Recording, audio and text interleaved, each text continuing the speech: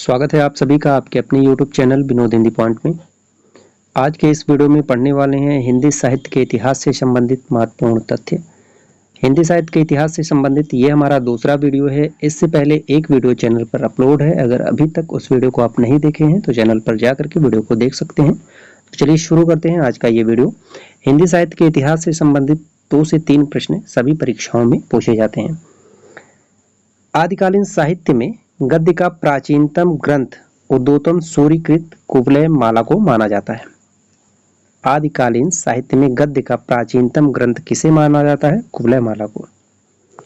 बीसल देव रासो मुक्तक काव्य है।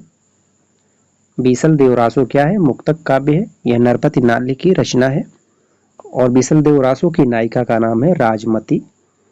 राहुल सांकृत्यायन ने हमीर रासो के छंदों को जज्जल नामक कवि की रचना घोषित किया है। महत्वपूर्ण है। हमीर रासो के छंदों को जज्जल नामक कवि की रचना घोषित किया है। भारतीय भाषा में रचित इस्लाम धर्मावलंबी कवि की प्रथम रचना संदेश रासक है। महत्वपूर्ण है। इस्लाम धर्मावलंबी कवि की प्रथम रचना संदेश रासक है। संदेश रासक ये अब्दुल रहमान की रचना है। अब्दुल रहमान को हिंदी का प्रथम कवि हजारीप्रसाद द्विवेदी ने माना है। संदेश रासक के रचयिता अब्दुल रहमान है। आचार्य शुक्ल ने आदिकाल को तृतीय प्रकरण को वीरगाथा काल कहा है। छंदबरदाई का मूल नाम वलिद्य था। चर्यापद की रचयिता सबरपा हैं। चर्यापद की रचयिता सबरपा हैं और दोहा कोश के सरापा हैं। आदिकाल को अंतिम चरण के सर्वाधिक प्रसिद्ध कवि कौन है? अमीर खुसरो।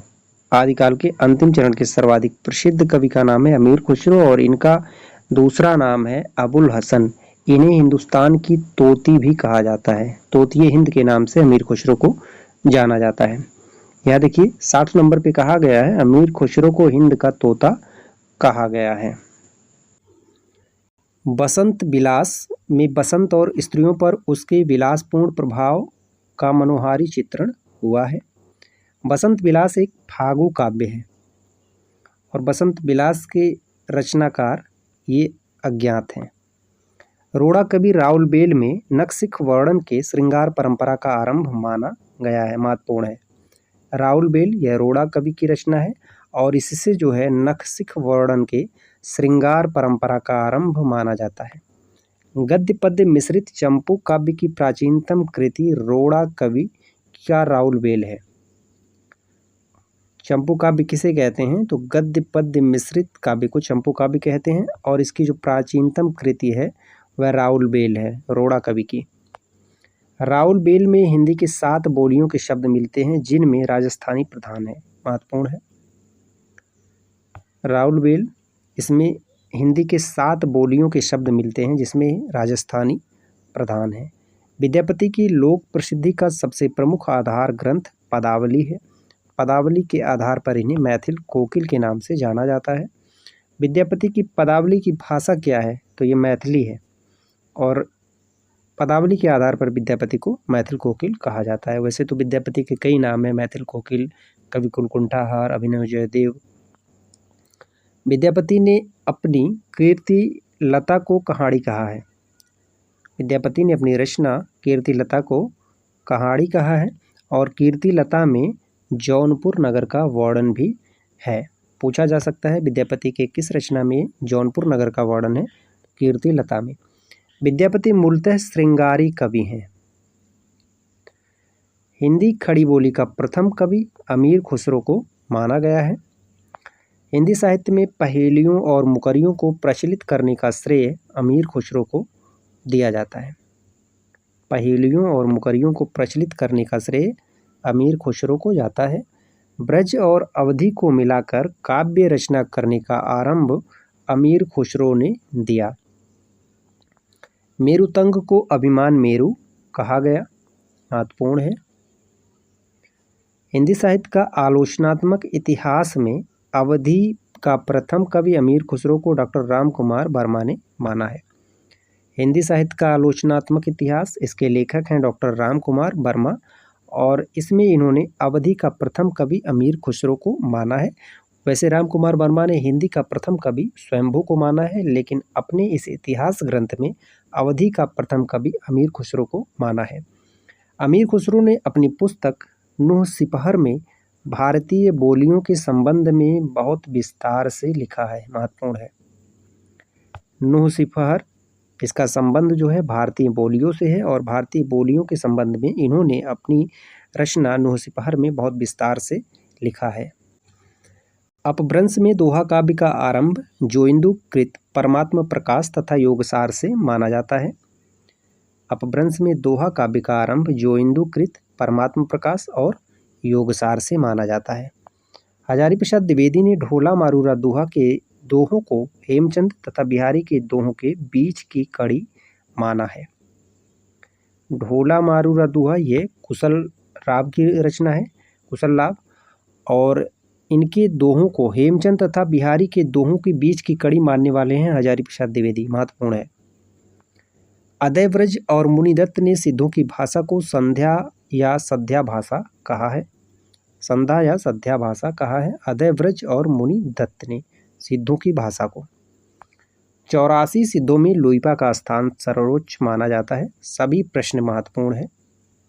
84 सिद्धों में लोईपा का स्थान सर्वोच्च माना गया है। वारकरी संप्रदाय का संबंध सिद्ध साहित्य से है। फागु काव्य में सबसे प्राचीन जिन चंद सूरी फागु है। जयचंद प्रकाश और जय मयंक जस चंद्रिका का उल्लेख राठौरा रिख्यात में मिलता है। देखिए, जयचंद प्रकाश ये भट्ट केदार की रचना है और जय मयंक जस चंद्रिका यह मधुकर कवि की रचना है और इसका उल्लेख राठौरा रिख्यात में मिलता है, महत्वपूर्ण है। पृथ्वीराज रासो पिंगल शैली में लिखा गया है।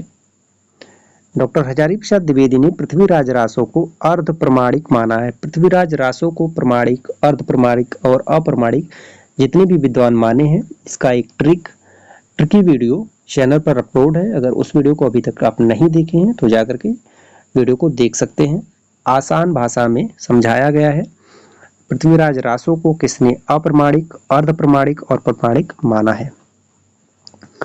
पृथ्वीराज रासो के कुछ पद पुरातन प्रबंध संग्रह में संग्रहित हैं, जिससे इस ग्रंथ की प्राचीनता प्रमाणित होती है।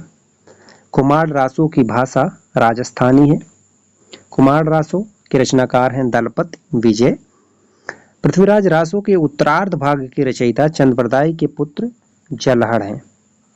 ठीक है, उत्तरार्ध भाग के रचयिता चंद्रबरदाई के पुत्र जलहड़ हैं। पृथ्वीराज रासो विकासशील महाकाव्य की श्रेणी में आता है। अपभ्रंश चरित काव्यों की परंपरा से भिन्न रास परंपरा का आरंभ जिनदत्त सूरीकृत उपदेश रसायन रास से माना जाता है, महत्वपूर्ण है।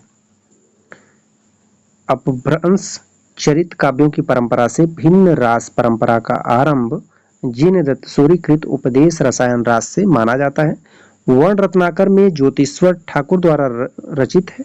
वर्ण रत्नाकर यह ज्योतिश्वर ठाकुर का ग्रंथ है, जिसमें हिंदू दरबार और भारतीय जीवन पद्धति का यथार्थ चित्रण किया गया है, महत्वपूर्ण है। साहित्य का इतिहास जनता की चित्तवृत्ति का इतिहास है, यह कथन आचार्य रामचंद्र शुक्ल का है। कई बार ये पूछा गया कथन है।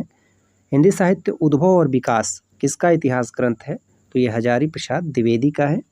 हिंदी साहित्य का आदिकाल भी इन्हीं का इतिहास ग्रंथ है। शिव सिंह सरोज प्रकाशित हुआ तो 1883 ईस्वी में प्रकाशित हुआ। शिव सिंह सरोज शिव सिंह सेंगर की रचना है।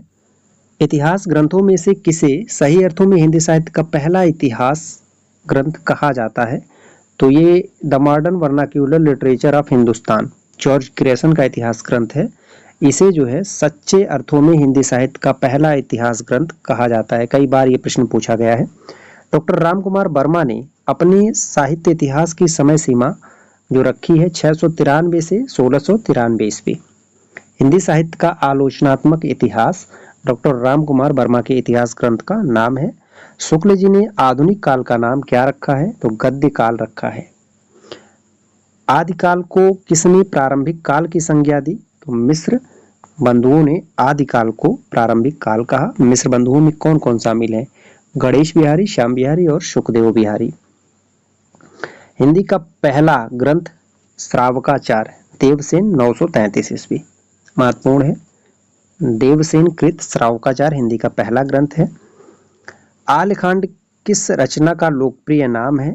तो आलेखंड जो है यह परमाल रासो का लोकप्रिय नाम है, जिसमें आल्हा और ऊदल की वीरता का वर्णन किया गया है। आज का हमारा अंतिम प्रश्न है, पृथ्वीराज रासो के विषय में कौन सी धारणा अधिक उपयुक्त है?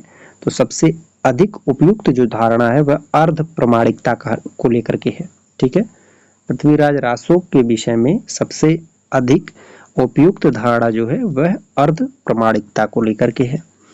ये थे हिंदी साहित्य इतिहास से संबंधित कुछ महत्वपूर्ण तथ्य। वीडियो से संबंधित आपका कोई सुझाव हो तो आप कमेंट करके जरूर बताएं। मिलते हैं अगले वीडियो में कुछ नए प्रश्नों के साथ, तब तक के लिए नमस्कार।